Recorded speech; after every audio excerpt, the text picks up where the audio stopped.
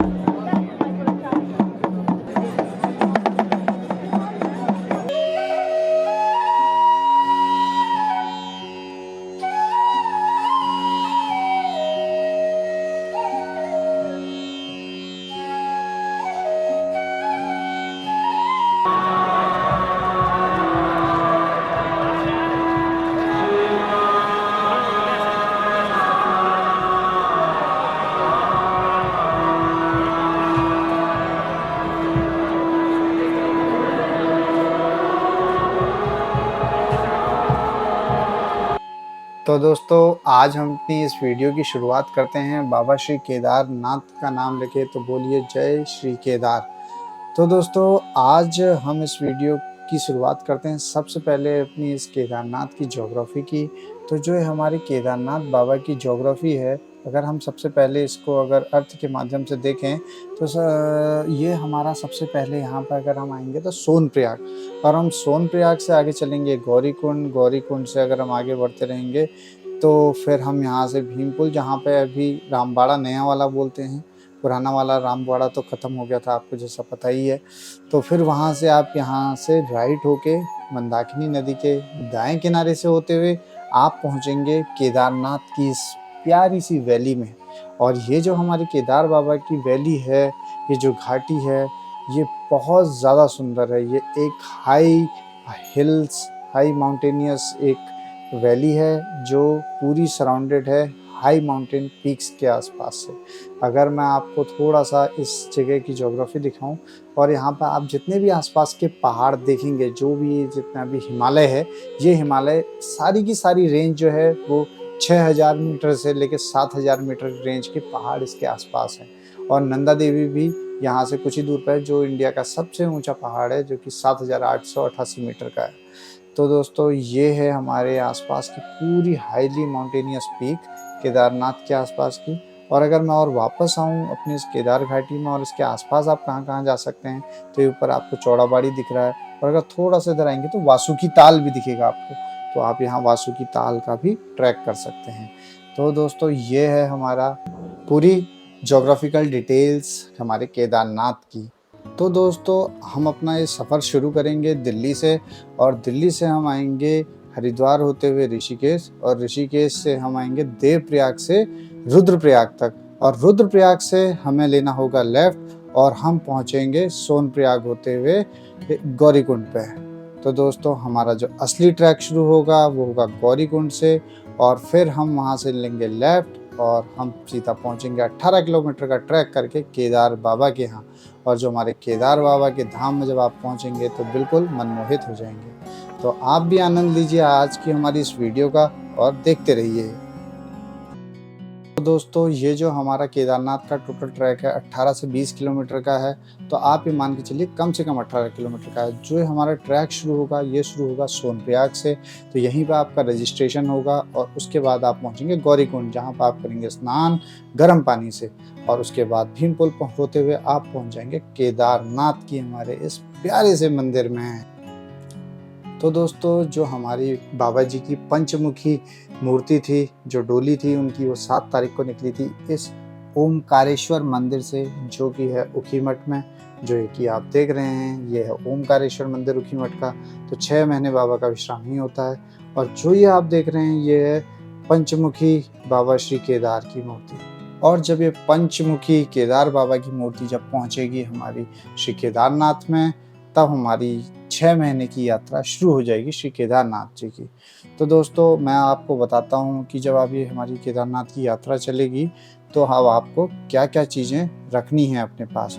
तो आपको रखनी है कुछ दवाइयाँ, कुछ गर्म कपड़े, ड्राई फ्रूट्स, चॉकलेट और कैश। और साथ ही दोस्तों आपको एक रेनकोट भी रखना है, क्योंकि यहाँ पर मौसम कभी भी ख़राब हो सकता है। तो आपको अपने पास रेनकोट रखना है और आप इसका स्क्रीनशॉट ले सकते हैं।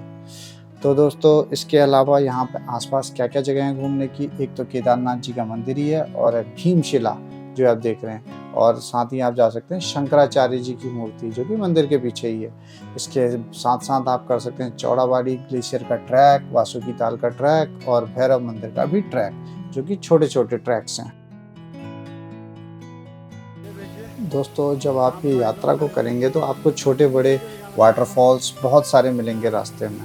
स्पेशली रामबाड़ा तक तो आपको बहुत ही ज़्यादा वाटरफॉल्स मिलेंगे, और रामबाड़ा के बाद आपको मिलेंगे बहुत अच्छे खासे ग्लेशियर्स अपने इस रास्ते में। जब आप आगे को बढ़ेंगे तो इससे आगे जितने आपको पीछे वाटरफॉल्स मिले थे, उतने आपको पूरे फिर ग्लेशियर मिलते जाएंगे रामबाड़ा से आगे।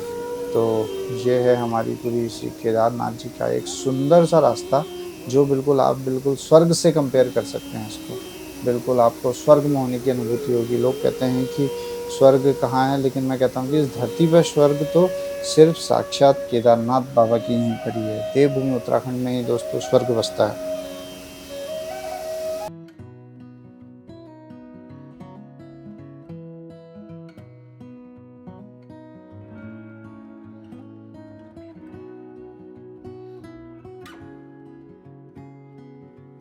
तो दोस्तों अब बात कर लेते हैं कि एक्सपेंस कितना आएगा आपका इस केदारनाथ की ट्रिप का।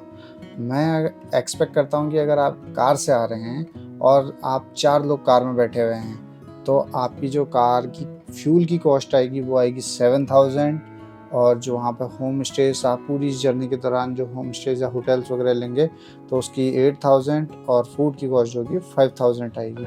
तो अगर आप इस सारी टोटल कॉस्ट को आप जोड़ेंगे तो ये कॉस्ट लगभग 20 से 22,000 लमसम या 24,000 के आसपास मैक्स आएगी। तो जो आप अगर आप कार से आएंगे तो आपकी जो मैक्स आपका अगर डिवाइड करके जो अमाउंट आएगा एक जने पे, तो 6,000 से ज़्यादा नहीं आएगा। और आप बाइक से आ रहे हैं तो ये 7 से 7:30 बजे 1000 आएगा, लेकिन अगर आप 2 जने आ रहे हैं तो फिर वो 5 से 6,000 आएगा एक बाइक पे। और आप हेलीकॉप्टर से आते हैं, क्योंकि हेलीकॉप्टर की जो राउंड टिकट है फाटा से वो है 6074 एक जने की, तो वो आपको हेलीकॉप्टर की जर्नी एक जने को पड़ेगी 14,000 की, जो कि आपका लगभग ये एक एस्टिमेटेड कॉस्ट है, प्लस माइनस इसमें 1 से 1,500 रुपये जोड़ लीजिए आप जिस हिसाब से खर्चा करते हैं इस ट्रिप। तो दोस्तों ये थी टोटल कॉस्ट आपकी ट्रिप की कितने आएगी पूरी केदारनाथ की जर्नी की।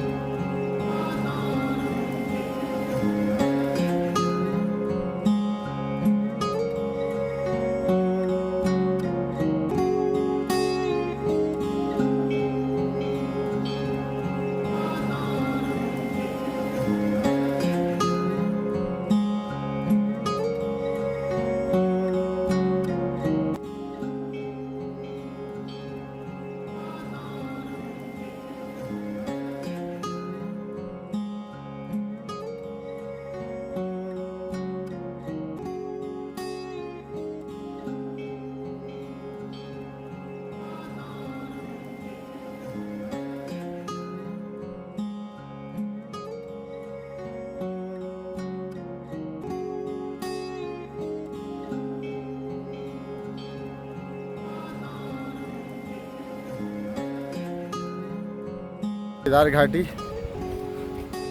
जो आपको ये पहाड़ कटे हुए दिख रहे हैं, त्रासदी के टाइम पर कटे थे।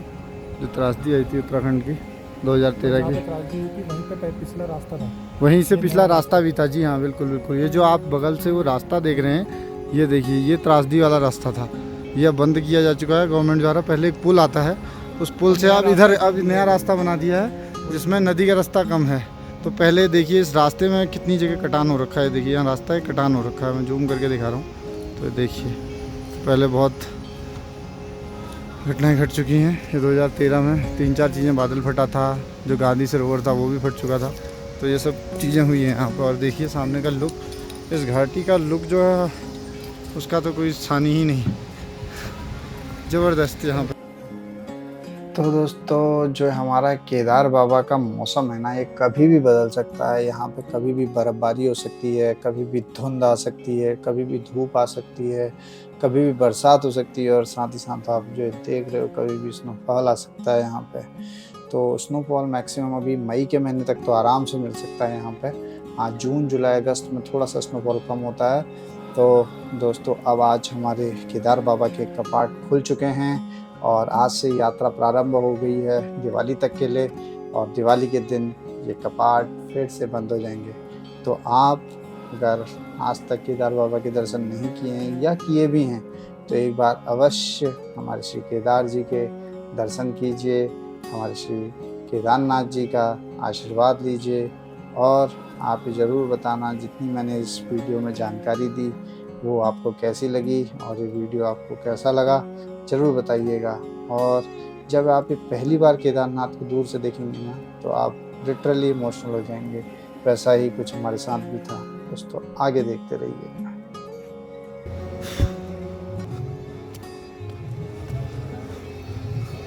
जय हो प्रभु।